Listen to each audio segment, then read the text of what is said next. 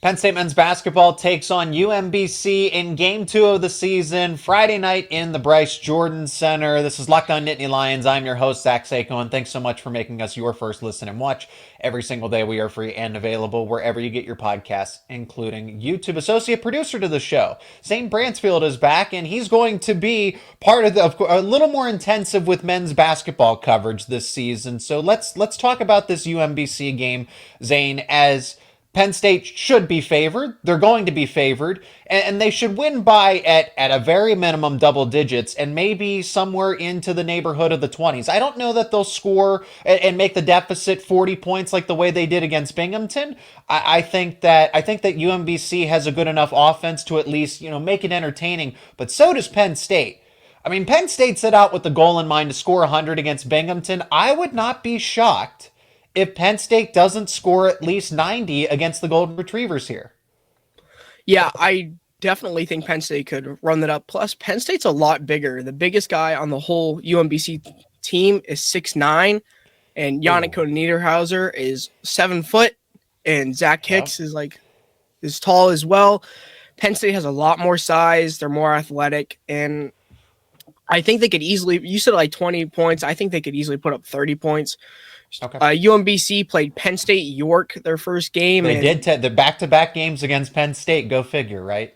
Yeah, and Penn State York is not only do they play D1, but they also play D2, so they do classify as a smaller team, and they, honestly, UMBC probably should have beat them by more. They beat them by 29 points, and so I think Penn State can easily score 30 points. Like I said, they are more athletic, they're bigger. Penn State had 16 steals against Binghamton last week, or this week, and Penn State, I think they could do that again. They're kind of a young team, UMBC. Their starting point guard, he's only played 3 years of college basketball, and he put up 27 points, but he hasn't had to play with a guy like Ace Baldwin guarding him. That's true. And so I think Penn State could give a lot of pressure there. This Penn State team is pretty gritty. They like to dive around on the floor as well. And I don't know if UMBC is ready for a defense as intense as a Mike Rhodes-led team. No, I think that's fair. I will say that Penn State needs to be efficient when it comes to three-point defense, because if they're going to let the Golden Retrievers move the basketball around, good effective passing, so stealing the basketball away is going to be key. I don't know that you necessarily need 16 steals, but you can't make it easy for UMBC to distribute the basketball, set up some clean shots, because that player you're referring to, Marcus Banks, had 27 points against Penn State York, and he had 7 made three-pointers in that game. So it is going to be key to just kind of keep him from getting hot, and then it allows other guys to get open for some easier made shots. But Penn State's defense turned into offense, which is why they were able to score over 100 points against Binghamton. You already kind of went to the key players that I'm looking at. Yannick Niederhauser, 7'1". I mean, he's doing a little bit of everything. I think the expectation from the general public was going to be that, oh, he's just a big body. Penn State wants to be physical in the Big Ten. No, Penn State views Niederhauser as a serious contributor in more ways than just cleaning up the glass. They see him as a way to facilitate the offense. He could be a shooter if he needed to. You don't need him in this game. But when I look at the Big Ten Conference slate, Yannick Niederhauser is more than just a glorified rebounder in this case. You talked about Zach Hicks. You talked about Ace Baldwin Jr., but the fact that Penn State has the depth to be able to play 7, 8, maybe 9 players on a consistent given night. Now we're going to see a heavier rotation because it is non-conference play and the competition isn't as strong as the Big Ten, Zane. But I already like what I'm seeing. The fact that Nick Kern Jr. and DeMarco Dunn come off of the bench just bolsters Penn State in ways that people just continue to doubt them. And guys that were starters this season, routine in and out of the lineup, right? But they're coming off the bench now. That shows how deep this Penn State team is.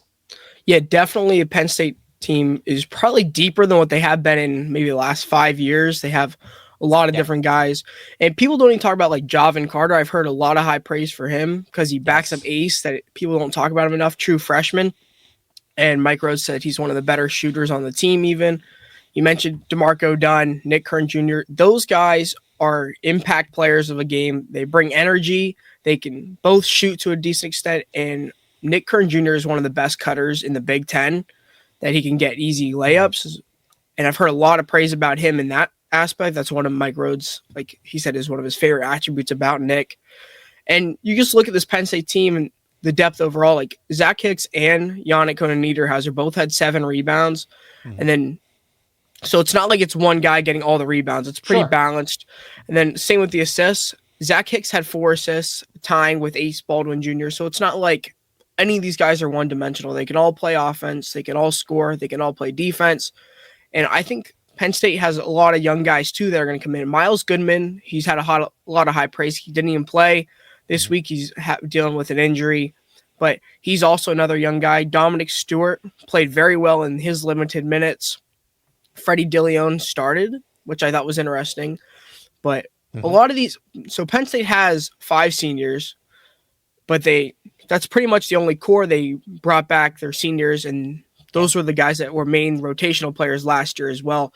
So bringing in some of these transfers, some young talent, and making immediate impact. Sure, it's Binghamton, but they made immediate impacts in a college Division I game. I think that says a lot about this Penn State team, and I think Penn State fans should definitely be excited about what this team can go forward.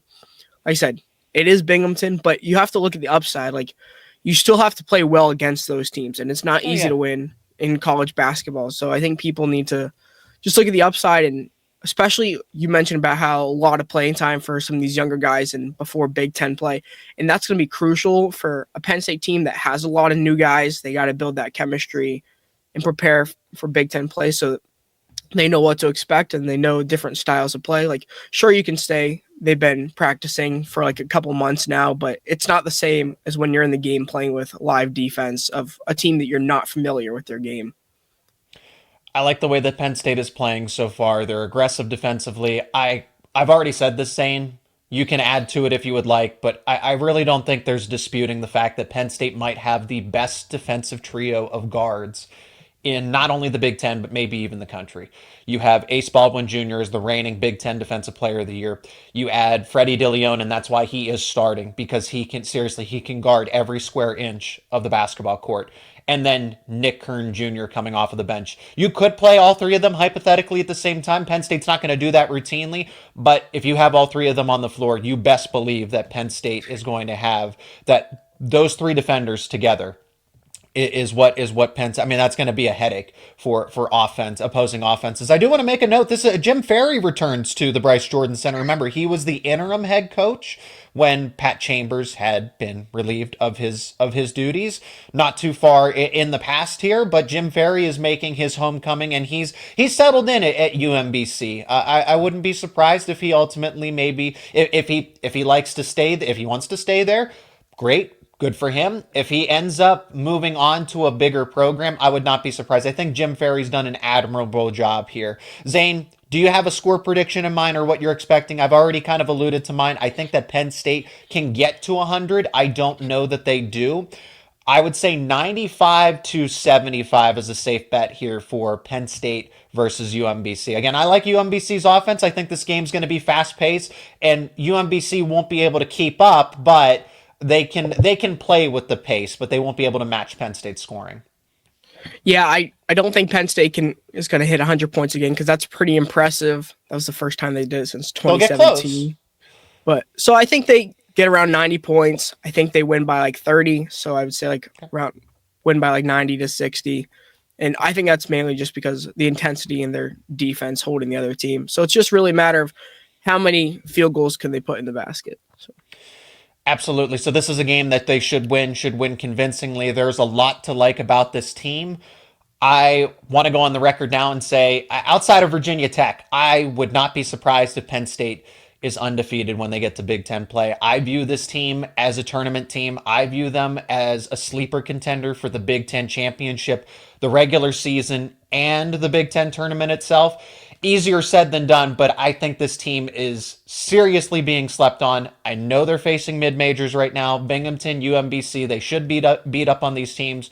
But when Virginia Tech and Purdue roll around, Penn State's going to be right in the thick of those games. I expect them to give Purdue a run for their money, and they should be undefeated at that point. But this is a really good team. Not enough people are giving them credit, especially with what Mike Rhodes has done to build this in the start of year 2.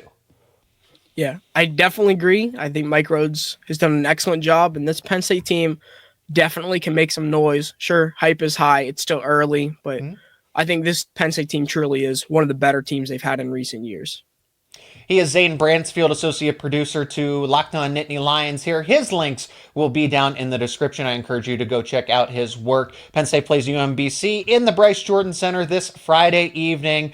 Tip-off is slated for 6 p.m. Eastern Time on the Big Ten Network. Zane, thanks so much for the time, and you'll be at the game, so enjoy your time watching some Nittany Lion basketball.